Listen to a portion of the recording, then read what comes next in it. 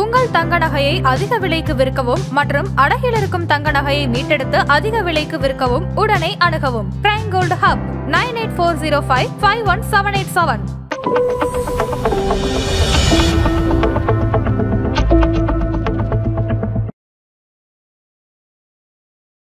Flexi கேப்பில் இன்னொரு பகுதியும் லார்ஜ் கேப்பில் இன்னொரு பகுதியும் போட்டால் நெட்டு இது மௌனம் அட்ஜஸ்ட் ஆகி உங்களுக்கு 5 வருஷம் கழித்து நார்மலாக எவ்வளோ ரிட்டர்ன்ஸ் உங்களுக்கு வருமோ அந்த ரிட்டர்ன்ஸு உங்களுக்கு கண்டிப்பாக வரும். எக்ஸ்பென்ஸ் ரேஷியோ வந்து நம்ம எப்போ பார்க்கணுன்னா டைரக்ட் ஃபண்ட்ஸுக்கும் ரெகுலர் ஃபண்ட்ஸுக்கும் உள்ளே தான் பார்க்கணும். எல்லா ஃபண்டுக்கும் ஒரே எக்ஸ்பென்ஸ் ரேஷியோ இருக்க வாய்ப்பு இல்லை. அந்த ஃபண்ட் மேனேஜரை பொறுத்து, எந்த கம்பெனிங்கிறத பொறுத்து, அவங்களுடைய செலவினங்களை மார்க்கெட்டில் ரெண்டுமே நடக்கும். நம்ம வாங்கினப்புறம் விலை குறையும், விற்றப்புறம் விலை ஏறும். இந்த மாதிரி நிறைய நடக்கும். மார்க்கெட்டில் போடுற 90%ல் 75% மியூச்சுவல் ஃபண்டுலையோ இல்லை ஸ்டாக்ஸ்லையோ போட்டுட்டு பாக்கி இருக்கிற 25% வந்து டெட் ஃபண்ட்ஸ், பாக்கி இருக்கிற அந்த 90% அதில் போட்டுட்டு பாக்கி இருக்கிற 10ல் என்டையர்லி இன்ட்டு கோல்டு. ரிட்டையர்மெண்ட் பிளானிங்க்கு வந்து மியூச்சுவல் ஃபண்ட்ஸில் மட்டுமே இன்வெஸ்ட் பண்ணால் போதுமானது? ரிட்டையர்மெண்ட் பிளானிங்க்கு நிறைய ஸ்டேஜஸ் இருக்குது. இப்போது வேலைக்கு சேர்ந்ததுமே நீங்கள் ஸ்டார்ட் பண்ணீங்க அப்படின்னு சொன்னால் மியூச்சுவல் ஃபண்டே போதும்.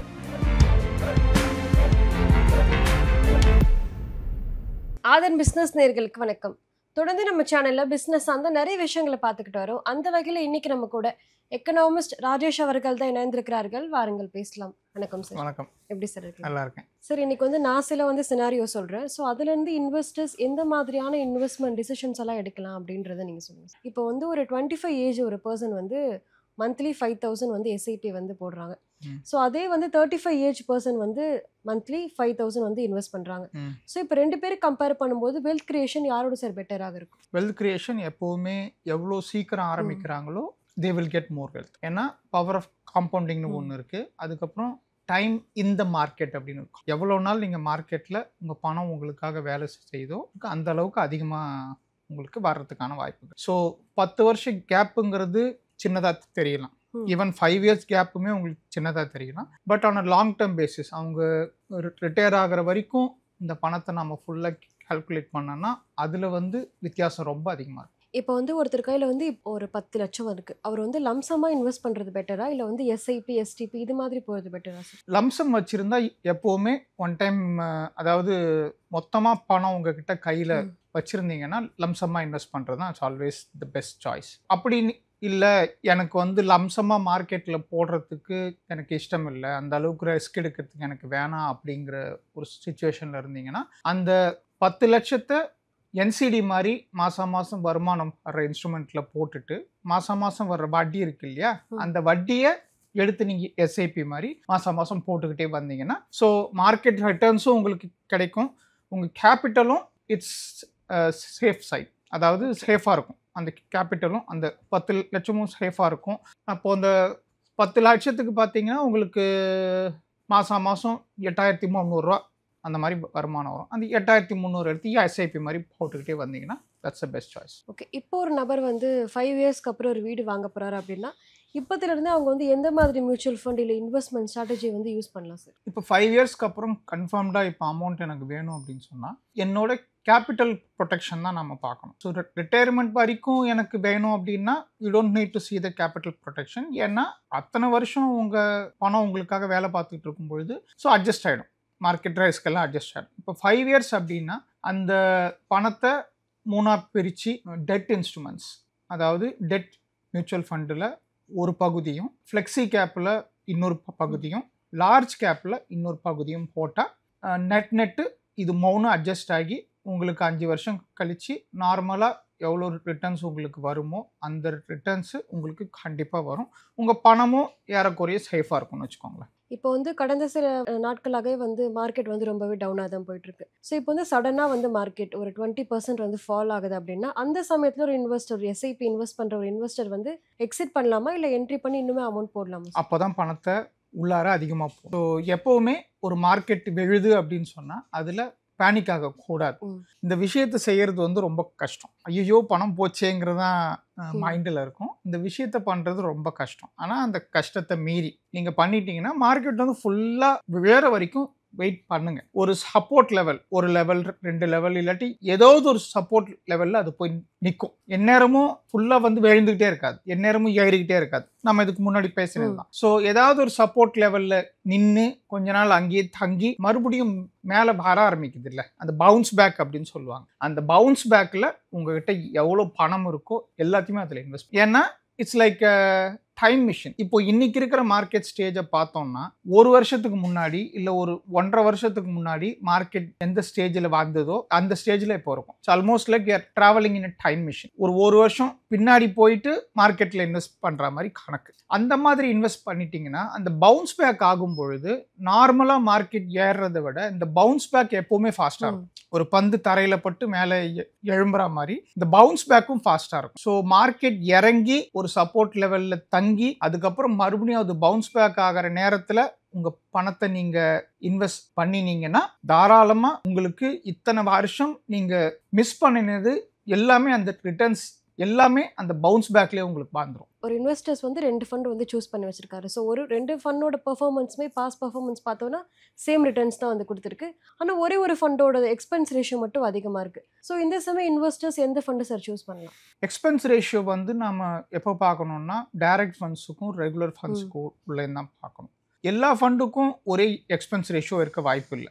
அந்த ஃபண்ட் மேனேஜரை பொறுத்து, எந்த கம்பெனிங்கிறத பொறுத்து, அவங்களுடைய செலவினங்களை பொறுத்து தான் ஒவ்வொரு ஃபண்டோட எக்ஸ்பென்ஸ் ரேஷியோவும் மாறும். ஸோ இந்த மாதிரி மாறுற நேரத்தில் நீங்கள் எக்ஸ்பென்ஸ் ரேஷியோவை பார்க்காம இந்த ஃபண்டு அதோட கான்செப்ட் என்ன, லார்ஜ் கேப்பில் போடுறாங்களா, இல்லை மிட் கேப்பா, ஸ்மால் கேப்பா, இல்லை கான்ட்ராவா, இல்லை செக்டோரலா, இந்த மாதிரி எல்லாத்தையும் பார்த்து அந்த செக்டாருக்கோ இல்லை அந்த small cap, mid cap, large கேப்புக்கோ என்னென்ன மாதிரி வளர்ச்சிகள் வர்றதுக்கான வாய்ப்புகள் இருக்குது அப்படிங்கிறத நீங்கள் நார்மலாக கூகுள் பண்ணி பார்த்தாலே உங்களுக்கு தெரியும். ஓவரா பண்ணாதீங்க, குழப்பி விட்டுரும். To a certain extent it's okay. So இந்த மாதிரி நேரத்தில் நம்ம ஃபண்டோடைய பர்ஃபார்மன்ஸ், ப்ரீவியஸ் பர்ஃபார்மன்ஸ் அப்சல்யூட்லி பார்த்தீங்கன்னா இப்போது ஸ்மால், மிட் கேப் அண்ட் லார்ஜுக்கெல்லாம் இட்ஸ் ஆல்மோஸ்ட் சேமாக இருக்க வாய்ப்புகள் இருக்குது. செக்டோரல் நம்ம சொல்ல முடியாது, ஏன்னா பாஸ்ட் பர்ஃபார்மன்ஸில் அது எப்படி ஆச்சு, இனிமேல் அது எப்படி பர்ஃபார்ம் பண்ணுங்கிறது நமக்கு தெரியாது. ஸோ என்னதான் மியூச்சுவல் ஃபண்ட் ரூல் வந்து past performance is not an indicator for a future performance அப்படின்னு இருந்தாலும் ஒரு மாணவனை இல்லாட்டி ஒரு மாணவியை படிப்பு சம்மந்தமாக ரேட் பண்ணுற மாதிரி தான். ஓகே, இந்த பிள்ளை நல்லா படிக்கும் அப்படிங்கிறத பழைய மார்க் வச்சு தான் பார்ப்போம். அந்த மாதிரி பழைய மார்க் வச்சு பார்க்குறோம். ஒரு சமயம் அதே மாதிரி எக்ஸ்பெக்டேஷன் இருக்கும், இல்லாட்டி இட் ஒன்ட் பர்ஃபார்ம் வெல். அந்த ரிஸ்கெல்லாம் it's a part and parcel of you cannot be 100% perfect in the stock market. ஏன்னா மார்க்கெட்டே it's not a perfect. So இந்த மாதிரி சமயங்களில் பாஸ்ட் பர்ஃபார்மன்ஸ் பாருங்கள், பார்த்துட்டு இந்த செக்டார் எப்படி இருக்கிறதுக்கான வாய்ப்புகள் இருக்குது அப்படின்னு உங்களால் முடிஞ்ச அளவுக்கு தேடுங்க. அண்ட் அந்த ஃபண்ட் மேனேஜர் யார், அந்த ஃபண்ட் மேனேஜர் இதுக்கு முன்னாடியோ இதுக்கு பேரலாவோ என்னென்ன ஃபண்டெல்லாம் அவர் மேனேஜ் பண்ணிட்டு இருக்காருங்கிறதையும் பாருங்கள். இந்த 3 கிரைட்டீரியாவை வச்சு ஸ்டார்ட் இன்வெஸ்டிங். ஓகே, இப்போ வந்து ஒரு இன்வெஸ்டர் வந்து திமேட்டிக்கோ இல்லை செக்டோரல் ஃபண்ட்லேயும் வந்து இன்வெஸ்ட் பண்ணியிருக்காரு. அந்த ஃபண்ட் வந்து சில வருடங்களுக்கு வந்து அண்டர் பெர்ஃபார்ம் வந்து பண்ணியிருக்கு. ஸோ இந்த சமயம் எக்ஸிட் ஆகலாமா இல்லை அப்படியே கண்டினியூ பண்ணலாமா? 1 இயர் வெயிட் பண்ணுங்கள், இல்லாட்டி ஒரு 2 வருஷம் வெயிட் பண்ணுங்கள். செக்டாரல் ஃபண்டு, தீமேட்டிக் ஃபண்டெல்லாம் 1 இயர் 2 இயருக்கு மேலே அது பர்ஃபார்ம் பண்ணலைன்னா வெளியே வந்துடுறது நல்லது. ஐயோ நான் வெளியே வந்தப்புறம் அது ஏறுதே அப்படின்னும் உட்காந்து ஃபீல் பண்ணிட்டு இருக்க கூடாது. ஓகே, மார்க்கெட்டில் 2மே நடக்கும். நம்ம வாங்கினப்புறம் விலை குறையும், விற்றப்புறம் விலை ஏறும். இந்த மாதிரி நிறைய நடக்கும். இதெல்லாம் part and parcel of market தான். நீ 2 வருஷம் வெயிட் பண்ண சொன்னேன், நான் அதனால் வெயிட் பண்ணி பார்த்துட்டு வெளியே வந்தேன், நான் வந்த உடனே அது ஏற ஆரம்பிச்சுது, நீ தான் தப்பு அப்படின்னு சொல்லலாம். Yes, I accept. I cannot be 100% right இந்த மார்க்கெட். யாருமே கிடையாது. மார்க்கெட்டை நான் லாஸ்ட் டைம் சொன்ன மாதிரி தான், if I am able to predict the market I will be the richest man in the world. Okay, so இந்த மாதிரி நேரத்தில் ஒரு 2 வருஷம் பாருங்கள். அது இன்னும் ஏறலை அப்படின்னு சொன்னால் இந்த பஸ்ஸு போகலை, இது ரிப்பேர் ஆகிடுச்சு, இது நகரலை, இதுலேருந்து இறங்கி வேற பஸ்ஸில் ஏறுறேன். பஸ் ஸ்டாண்டு கான்செப்ட் தான். ஒரு பஸ்ஸில் ஏறுறோம், எடுக்க மாட்டேங்கிறாங்க, இன்னொரு பஸ்ஸுக்கு கிளம்புற மாதிரி இருக்கு, இங்கேருந்து இறங்கி அதில் போய் உட்காடுறோம், அதில் போய் உட்கார்ந்தோடனே அந்த பஸ் நிற்கிது, இந்த பஸ்ஸு கிளம்பி போகுதுன்னு இருக்கு இல்லையா? அதே மாதிரி தான் மேக்ஸிமம் பாருங்க 2 இயர்ஸ் வித்துட்டு வேற ஒரு நல்ல பர்ஃபார்ம் பண்ற ஃபண்டில் போடுங்க. That's it. இன்ஃப்ளேஷனோட ரேட் வந்து அதிகமாகும் போது பர்ச்சேசிங் பவரை ப்ரொடெக்ட் பண்றதுக்கு எந்த மாதிரி அசெட் கிளாஸ்லாம் சூஸ் பண்ணலாம்? பர்ச்சேசிங் பவர் ப்ரொடெக்ட் பண்ணணும்னா எப்பவுமே உங்களுக்கு இன்ஃப்ளேஷனை தாண்டிய வருமானத்தில் இருக்கிற திங்ஸ்ல தான் நாம இன்வெஸ்ட் பண்ணணும். எப்பவுமே உங்களுக்கு எவ்வளோ வருமானம் வருதோ அத்தனை பர்சன்டேஜ் எடுத்துக்கோங்க மைனஸ் இன்ஃப்ளேஷன். இன்ஃப்ளேஷன் வந்து வேற எந்த நம்பரையும் பிலீவ் பண்ணாதீங்க. உங்களுடைய மளிகை ஜாமான் லிஸ்ட்டை எடுத்துக்கோங்க. மளிகை ஜாமான் லிஸ்ட்டை போன மாசத்துக்கும் இந்த மாசத்துக்கும் அதே பொருளுக்கு எவ்வளோ விலை ஏறி இருக்கு, இதே மாதிரி போன வருஷம் அப்ராக்சிமேட்டா வாங்கியிருந்தோம் அதுக்கு எவ்வளோ ஏறி இருக்கு விலை, இதை கால்குலேட் பண்ணுங்க. உங்க வீட்டு இன்ஃப்ளேஷனை உங்க சுத்தி என்ன நடக்குதுங்கிறத பாருங்க. I don't want to believe the government numbers at all. 1.5%ங்கிறாங்க 2.5%ங்கிறாங்க, அது எங்கேருந்து வருதுன்னு எனக்கு தெரியல. அதனால ஸோ ஒவ்வொரு பொருளும் லாஸ்ட் டைம் எவ்வளோக்கு வாங்குனீங்க, இந்த டைம் எவ்வளோக்கு வாங்குறீங்கிறத பொறுத்து எத்தனை பர்சன்டேஜ் ஏறி இருக்குன்னு பாருங்க. அதுதான் ஆக்சுவல் இன்ஃப்ளேஷன். லாஸ்ட் இயர் நான் முடி வெட்டுறதுக்கு எவ்வளோ செலவழிச்சேன், 100 ரூபா. இந்த வருஷம் எவ்வளோ செலவழிக்கிறேன், 150 ரூபா. So what's inflation? 50% increase. Okay, அதுதான் ஆக்சுவல் இன்ஃப்ளேஷன் உங்களை சுத்தி நடக்கிறது. அந்த இன்ஃப்ளேஷன் பர்சன்டேஜ் எல்லாத்தையும் கூட்டுங்க. உங்க மளிகை ஜாமான், அப்புறம் எலக்ட்ரிசிட்டி பில்லு ஏறி இருக்கும். எலக்ட்ரானிக் கேட்ஜெட்ஸ் எல்லாம் பார்க்காதீங்க. எலக்ட்ரானிக் கேட்ஜெட்ஸ் வருஷம் ஆக ஆக அதோட ரேட்டு வந்து குறைஞ்சிட்டு தான் இருக்கும். ஓகே, ஸோ எலக்ட்ரானிக் கேட்ஜெட்ஸ் பார்க்காம அத்தியாவசிய தேவைகளுக்கான பொருட்கள் மட்டும், மளிகை ஜாமான், அரிசி, எண்ணெய், சலூனு, நார்மலாக ஒரு டாக்டர் கிட்ட போகிறேன், ஒரு ஹாஸ்பிட்டலுக்கு போகிறேன், கன்சல்டேஷன் ஃபீஸ் எவ்வளோ ஏறி இருக்கு, ரெகுலராக எங்கள் அப்பா அம்மா மாத்திரை சாப்பிட்றாங்க, அதே மாத்திரையோட விலை இங்கே எவ்வளோ ஏறி இருக்கு. It's a medical inflation. Okay, consumer inflation நார்மலாக நீங்கள் வாங்குற பொருள், அப்புறம் இந்த இது முடி வெட்டுறது, இந்த மாதிரி செலவுகள் எல்லாம் சர்வீசஸில் வரும். இது எல்லாமே கூட்டி எத்தனை பர்சன்டேஜ் உங்கள் வாழ்க்கையில் விலையேற்றம் நடந்திருக்கு அப்படிங்கிறத பாருங்கள். அந்த பர்சன்டேஜை விட இன்கம் அதிகமாக இருக்கிற அசட்டில் தான் நீங்கள் இன்வெஸ்ட் பண்ணணும். அதுக்கு வந்து ஆனால் லாங் டேர்ம் பேசிஸில் மார்க்கெட்டை தவிர வேறு சரியான இன்ஸ்ட்ருமெண்ட் எதுவுமே கிடையாது. மார்க்கெட் இருக்குது, அதுக்கப்புறம் NCD இருக்கு, கார்பரேட் பாண்டுன்னு சொல்லுவோம். ஸோ இது எல்லாமே 9.5%, 10%. மார்க்கெட்னா ஒரு 13 to 14, அவ்வளோலாம் வேணாம், ஒரு 12 வச்சுப்போமே மார்க்கெட்டில். So 12 minus actual inflation percentage ஒரு 7-8ன்னு வச்சுக்கிட்டாலும் உங்களுடைய பணம் 2.5% இல்லை ஒரு 1.5% வருஷம் ஏறுதுன்னு அர்த்தம். So that's how you protect your purchasing power. நாம வந்து இன்ஃப்ளேஷன் 7% 8% இருக்கும்போது நான் போய் ஒரு பேங்கோட ஃபிக்ஸட் டெபாசிட்ல 4.5% 5%லயோ நான் போட்டேன்னா ஆக்சுவலா என்னோட பணம் வந்து குறைஞ்சிருக்கணும், அது ஏறல, குறைஞ்சுதான் இருக்கு. ஈவன் தோ அந்த பர்சன்டேஜ் ரிட்டர்ன்ஸ் நமக்கு பெருசா தெரிஞ்சாலும் அந்த ரிட்டர்ன்ஸ் நமக்கு வர்ற நேரத்துல எல்லாத்தோட விலையும் ஏறி இருக்கும். இப்போ ஜிஎஸ்டிலே பார்க்கணும். இப்போ அமேசான்லயே போய் பார்த்தீங்கன்னா உங்களுக்கு அமேசான்லயே அந்த விலை வந்து எப்படி ஏற்றிருக்காங்க இறக்கிக்காங்கன்னு பார்க்கறதுக்கே ஒரு டூல் இருக்கு. இதெல்லாமே பார்த்தீங்கன்னாலே உங்களுக்கு தெரியும். ஸோ எந்த அளவுக்கு விலை ஏறி இருக்கு, எப்படியெல்லாம் வி ஹவ் பீன் மேனிபுலேட்டட் அப்படிங்கிறது தெரியும். ஸோ பணவீக்கத்தை தாண்டிய வருமானம், உங்களுக்கு பர்ச்சேசிங் பவரும் இன்க்ரீஸ் ஆகணும், நீங்கள் அதை மெயின்டைன் பண்ணணும் அப்படின்னாலே market plus gold. 90% of your investment it should be in the market.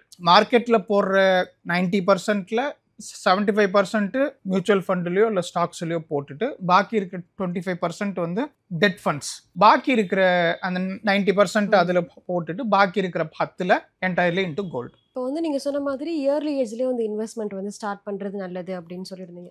இப்போ வந்து ஒரு யங்ஸ்டர் வந்து இன்வெஸ்ட் பண்ண ஸ்டார்ட் பண்ண போகிறார், அவருக்கு வந்து எந்த டிபெண்டன்ஸுமே கிடையாது, என்னோட முழு அமௌண்ட்டையுமே நான் வந்து இன்வெஸ்ட் பண்ண போகிறேன் அப்படின்னா அவருக்குமே டைவர்சிஃபிகேஷன் தேவையா இல்லை எல்லாத்துலேயுமே ஈக்விட்டியில் மட்டும் போட்டால் போதுமானது? அந்த சின்ன வயசில் ஈக்விட்டி தாராளமாக போகலாம். எக்கனாமிக்கலி சொல்லப்போனால் 100 minus your age it's into equity அப்படின்னு சொல்லுவாங்க. பட் ப்ராக்டிக்கலி பார்க்க போனால் 25 வயசுங்கிறது இப்போ ரிட்டையர் ஆகிறதுக்கு இன்னொரு 35 வருஷம் அவருக்கு பாக்கி இருக்கு. ஸோ தாராளமாக ரிஸ்க் எடுக்கலாம். 25 வயசுலேருந்து ஒரு 40 வயசு இல்லை ஒரு 35 வயசு வரைக்கும் அவருடைய என்டையர் சேவிங்ஸை ஸ்டாக் மார்க்கெட்டில் போடலாம் இன்டூ மியூச்சுவல் ஃபண்ட்ஸ். அதுவும் நல்ல ஃபண்டு. ஸ்டாக்ஸில் போனீங்கன்னா நல்ல ஃபைனான்ஷியலி ஸ்டேபிளாக இருக்க ஸ்டாக்ஸ் தான் நான் சொல்கிறது. நான் ஸ்டாக் மார்க்கெட்டுன்னு சொன்னாலே it's into financially stable and strong, அதாவது நல்ல நிதி நிலைமை உடைய நிறுவனங்கள். ஓகே, அதுதான் சொல்கிறோமே தவிர பென்னி ஸ்டாக்ஸோ இந்த மேனிப்புலேட்டிவ் ஸ்டாக்ஸோ நாம் அதெல்லாம் சொல்லலை.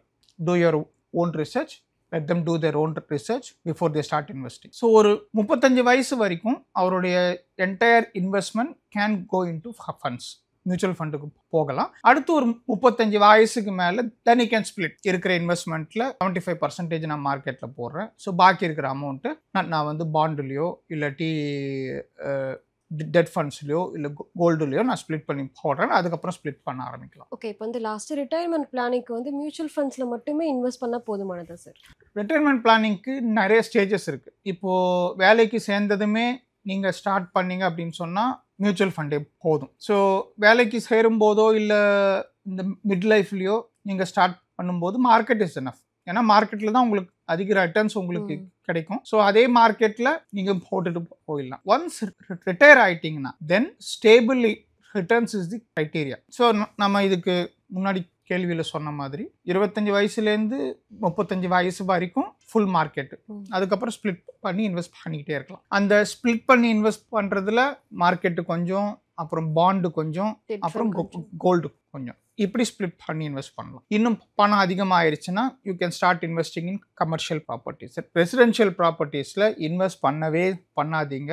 த returns are only 2.5% to 4% maximum. நீங்கள் எத்தனை கோடிக்கு நீங்கள் வீடு வாங்கினாலும் unless and until you make it as a commercial, ஒரு கமர்ஷியலாக அது மாறினாதான் உங்களுக்கு ஆக்சுவலாக ரிட்டர்ன்ஸ் வந்து கிடைக்கும். ஃபார் எக்ஸாம்பிள், ஒரு கோடிக்கு ஒரு ட்ரிபிள் பெட்ரூம் அப்பார்ட்மெண்ட்டு நான் ஒன்று வாங்குறேன். அப்படி வாங்கிட்டு ட்ரிபிள் பெட்ரூம் அப்பார்ட்மெண்ட்டை ஒரு ஃபேமிலிக்கு வாடகைக்கு விட்டால் 20,000 எனக்கு வரும் மேக்ஸிமம் ரிட்டர்ன்ஸ் ஒரு மாதத்துக்கு வாடகை. ஓகே, ஸோ மெயின்டெனன்ஸ் எல்லாம் அஸ்யூமிங் இட் அஸ் 0ன்னு வச்சுப்போம் மெயின்டெனன்ஸ். ஸோ வருஷத்துக்கு 2.5 லட்சம் ரூபா. ஓகே, ஆக்சுவல் ரிட்டர்ன்ஸ் எவ்வளோ? 2.5% ரிட்டர்ன்ஸ். இப்போ அதே வீடு நான் வந்து ஒரு பேச்சுலர் அக்காமடேஷனாகவோ இல்லை ஒரு ஹாஸ்டலாகவோ ஒவ்வொரு ரூம்லேயும் 3 பேர் ஸ்டே பண்ணுற மாதிரி, ஒவ்வொருத்தருக்கும் 10,000 ரூபா 10,000 ரூபா சாப்பாடு போட்டு 10,000 ரூபா. ஸோ எனக்கு எவ்வளோ வருது? 30 90,000 பர் மந்த். ஒரு வருஷத்துக்கு எவ்வளோ? ஆல்மோஸ்ட் 11% வித்தியாசத்தை பாருங்கள். அதனால தான் சொல்கிறேன், always invest in commercial properties. நீங்கள் இன்னொரு வீடு வாங்குறது இட்ஸ் நாட் அன் இன்வெஸ்ட்மெண்ட். உங்களுக்குன்னு ஒரு வீடு வாங்குறது it's an investment mentally, psychologically, but it's not financial. Okay, தாராளமாக ஃபர்ஸ்ட் வீடு வாங்குங்க. தேவையான 2வது கமர்ஷியல் ப்ராப்பர்ட்டி மாதிரி வாங்கணுமே தவிர இன்னொரு வீடு வாங்கிட்டு அது வேண்டாம். இப்போ இந்த மாதிரி எவ்வளோ அமௌண்ட் இருக்கும் நம்மக்கிட்ட, அதுக்கு ஏற்ற மாதிரி அந்தந்த ஏஜுக்கு ஏற்ற மாதிரி 25 வயசுலேருந்து ஸ்டார்ட் பண்ணிட்டீங்கன்னா ஒரு 35 வயசு 40 வயசுலேயே இன்னொரு கமர்ஷியல் ப்ராப்பர்ட்டி வாங்குற அளவுக்கு உங்களுக்கு அமௌண்ட் வந்துடும். ஸோ இந்த மாதிரி ஸ்ப்ளிட் பண்ணிட்டோன்னா இப்போ கமர்ஷியல் ப்ராப்பர்ட்டினா லைஃப் லாங் நமக்கு ரிட்டர்ன்ஸ். அது இல்லாமல் இது எல்லாத்தையும் சேர்த்து mutual fund, debt funds, gold, real estate எல்லாமே அந்தந்த ஏஜுக்கு ஏற்ற மாதிரி அந்தந்த காலத்துக்கு ஏற்ற மாதிரி நம்ம இன்வெஸ்ட்மெண்ட்டை மாற்றிக்கிட்டே இருக்கணும். அதுக்கு your financial adviser will be the right person to help you to do so.